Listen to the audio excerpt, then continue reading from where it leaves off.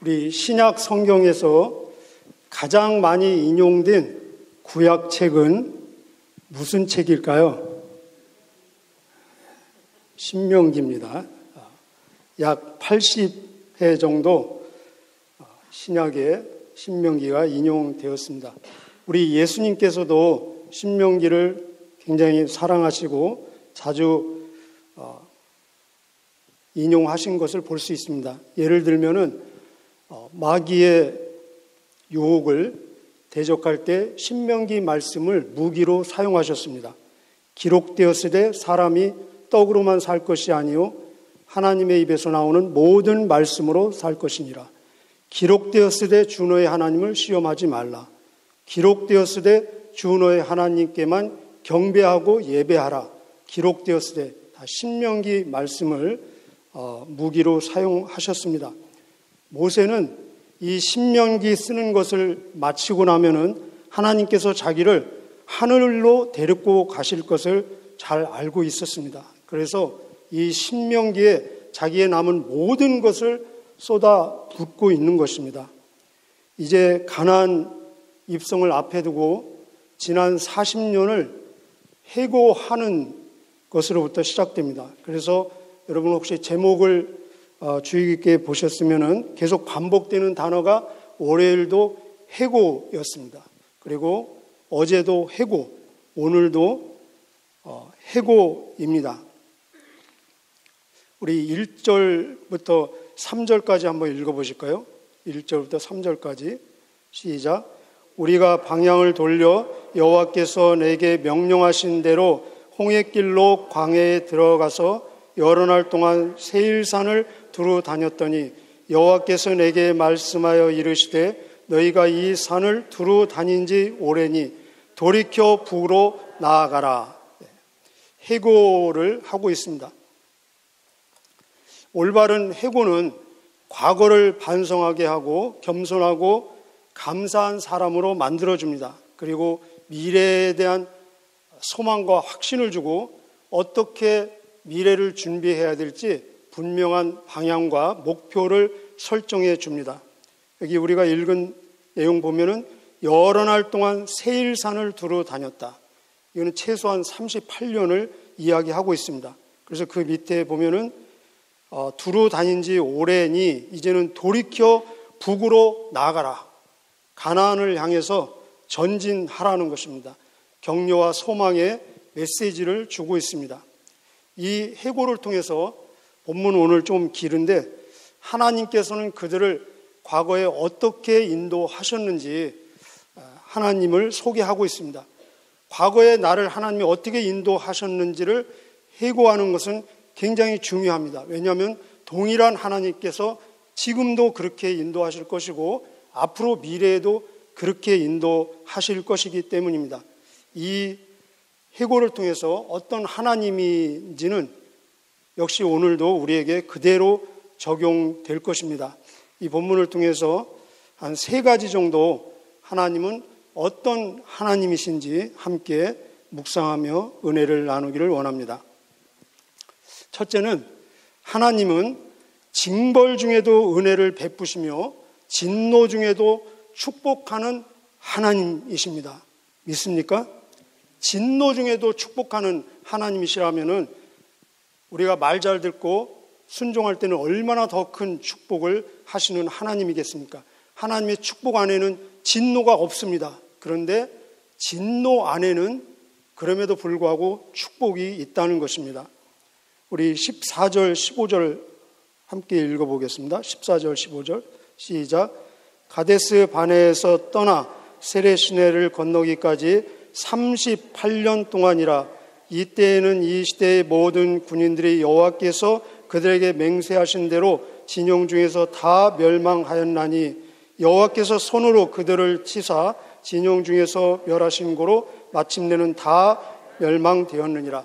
40년 광야 생활에서 가장 큰 전환점은 가데스 바네아에서 정탐 사건입니다. 그들은 출애굽을 하고 나서 2년 만에 가나안에 가까이 도착을 해서 정탐을 했습니다. 정탐을 한다는 것은 곧 들어가려고 하는 거 아닙니까? 그 정탐을 통해서 그들이 만약에 보고를 여호수아와 갈렙처럼 하나님이 우리를 기뻐하시면 우리는 저들을 정복할 수 있습니다. 저들은 우리의 밥입니다. 이런 믿음의 고백, 믿음의 보고를 했다면은 그들은 출애굽 2년 만에 가나안에 입성을 했을 것입니다. 그러나 불신앙, 불순종, 불신의 보고를 한 것이 원인이 되어서 40일 정탐, 하루를 1년으로 계산해서 40년을 채워야 됐습니다. 그래서 여기 보면은 38년을 돌린 것입니다. 그래서 이 최소한 38년은 징벌의 기간입니다. 우리 학교 다닐 때 벌로 운동장 10바퀴 도는 경험 있으십니까? 벌로 38년을 광야를 도는 것입니다. 이 38년은 징벌의 기간이었습니다. 벌 받는 것입니다. 그런데 이 기간임에도 불구하고, 징벌의 기간임에도 불구하고 하나님께서 그 징벌 안에 복을 주시고 함께 하시고 그리고 부족함이 없도록 모든 것을 채워주시는 모습을 볼 수 있습니다. 7절 한번 읽어보시겠습니다. 7절 시작. 내 하나님 여호와께서 내가 하는 모든 일에 내게 복을 주시고 내가 이 큰 광야에 두루 다님을 알고 내 하나님 여호와께서 이 40년 동안을, 2년 플러스 38년입니다. 40년 동안을 너와 함께 하셨으므로 내게 부족함이 없었느니라. 아멘. 징벌 중에도 하나님은 자비, 긍휼, 은혜가 넘치고 축복을 베푸시는 하나님이십니다. 그들은 부족한 게 많다고 불평을 얼마나 많이 했습니까? 그런데 하나님의 평가, 모세의 평가는 부족함이 없다는 것입니다. 40년 동안. 여러분의 과거를 회고하실 때, 현재를 돌아보실 때 부족함이 있으십니까? 부족함이 없으십니까? 부족함이 있다 없다를 평가하기 위해서는 그 분명한 기준이 있어야 됩니다. 기준. 자, 그 기준이 무엇입니까? 그 기준은 물질적으로 원하는 것을 소유하는 것이 기준이 될 때는 아마 우리는 평생 부족할 수 있을 것입니다. 그러나 하나님이 함께 하시며 필요를 공급하시는 은혜가 기준이 될 때는 어떤 상황에도 믿음만 있으면 부족함이 없다라고 우리는 고백할 수 있을 것입니다. 여호와는 나의 목자시니 내게 부족함이 없으리로다. 바울은 감옥에 있으면서도 부족함이 없고 내가 모든 환경 속에서 자족하는 일체의 비결을 배웠다라고 고백하고 있습니다. 그는 고백하기를 어떠한 형편에든지 나는 자족하기를 배웠고 나는 비천에 처할 줄도 풍부에 처할 줄도 알아 곧 배부름과 배고픔과 풍부와 공피에도 처할 줄 아는 일체의 자족하는 비결을 배웠노라. 이거는 비결입니다. 비결. 자, 두 번째, 이 해고를 통해서 하나님은 어떤 하나님이신가? 하나님은 사명의 내용 그리고 사역의 지경을 분명히 정해주시는 분입니다. 우리가 예수님을 믿으면서 예수님을 믿기 때문에 반드시 해야 될 일, 예수님을 믿기 때문에 반드시 하지 말아야 될 일이 정해질 것입니다. 이 본문을 통해서 하나님께서는 그들에게 싸우지 말아야 될 대상 그리고 싸워서 정복해야 될 대상을 분명히 정해주고 계십니다. 첫째, 싸우지 말아야 될 대상은 에돔, 모압, 암몬 세 족속 나라입니다. 우리 4절 5절 한번 보실까요? 4절 5절. 4절 5절은 에돔과 싸우지 마라는 내용입니다. 시작. 내가 또 백성에게 명령하여 이르기를 너희는 세일에 거주하는 너희 동족 에서의 자손이 사는 지역으로 지날진대 그들이 너희를 두려워하리니 너희는 스스로 깊이 삼가고 그들과 싸우지 마라. 그들의 땅은 한 발자국도 너희에게 주지 아니하리니 이는 내가 세일산을 에서에게 기업으로 주었음이라. 모압과 두 번째 모압과는 싸우지 마라. 9절 보시겠습니다. 9절 시작. 여호와께서 내게 이르시되 모압을 괴롭히지 말라. 그가 싸우지도 말라. 그 땅을 내가 내게 기업으로 주지 아니하리니 이는 내가 롯 자손에게 아르를 기업으로 주었음이라. 세 번째는 암몬하고 싸우지 마라. 19절입니다. 19절 같이 읽겠습니다. 시작. 암몬 족속에게 가까이 이르거든 그들을 괴롭히지 말고 그들과 다투지도 말라. 암몬 족속의 땅은 내가 내게 기업으로 주지 아니하리니 이는 내가 그것을 롯 자손에게 기업으로 주었음이라. 이유는 이 세 족속 동족이라는 것입니다. 혈연이라는 것입니다. 그리고 이들이 거주하는 땅은 하나님께서 약속하신 기업으로 그들에게 주셨다는 것입니다. 이 땅은 너희들에게 기업으로 준 것이 아니라 너희들에게 준 기업은 가나안 따로 있다는 것입니다. 에돔, 모압, 암몬은 하나님께 관심이 없었지만 하나님은 이들에게도 관심을 가지시고 그들에게 주신 약속을 성취하셨습니다. 비록 하나님을 알지도 못하고 찾지도 않는 사람조차도 하나님께서는 이 땅에서 그들에게 허락하신 목이 있다는 것입니다. 우리는 그것을 인정할 필요가 있고 그들에 대한 심판은 하나님이 알아서 하신다는 것입니다. 그렇다면 반드시 싸워서 완전히 진멸시키고 정복해야 될 대상이 있다는 것입니다. 사명입니다. 바로 어떤 족속입니까? 아모리 족속입니다.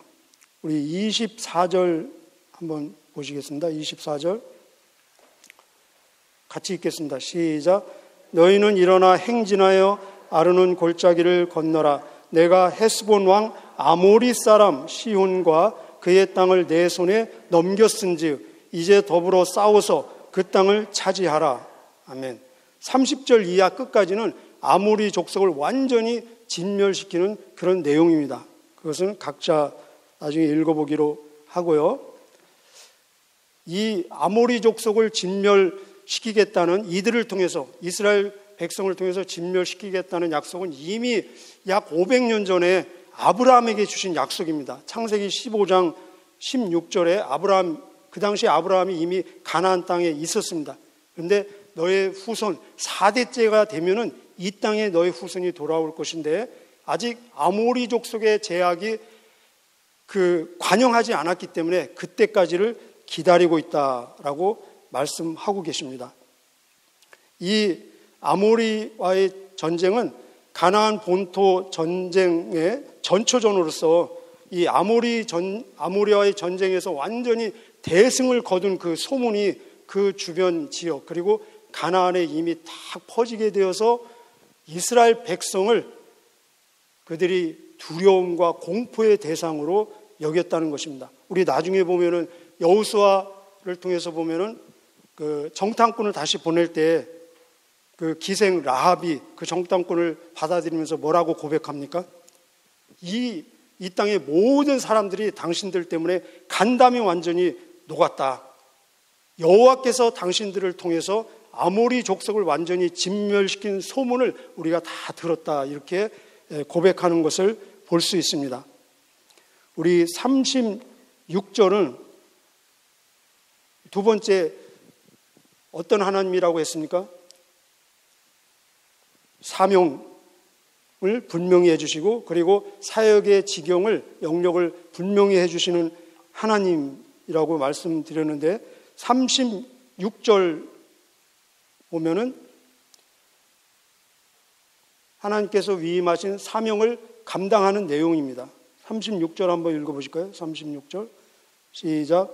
우리 하나님 여호와께서 그 모든 땅을 우리에게 넘겨주심으로 아르논 골짜기 가장자리에 있는 아로엘과 골짜기 가운데 있는 성읍으로부터 길라까지 우리가 모든 높은 성읍을 점령하지 못한 것이 하나도 없었습니다. 여기 높은 성읍은 인간적으로 점령하기 굉장히 어려운 대상이라는 것입니다. 그런 모든 대상도 하나님께서 주신 사명은 다 이루었다는 것입니다.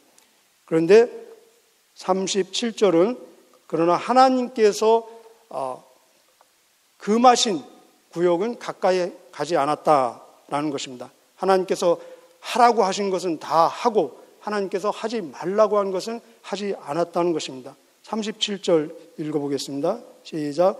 오직 암몬 족속의 땅 압복강가와 산지에 있는 성읍들과 우리 하나님 여호와께서 우리가 가기를 금하신 모든 곳은 내가 가까이 하지 못하였느니라.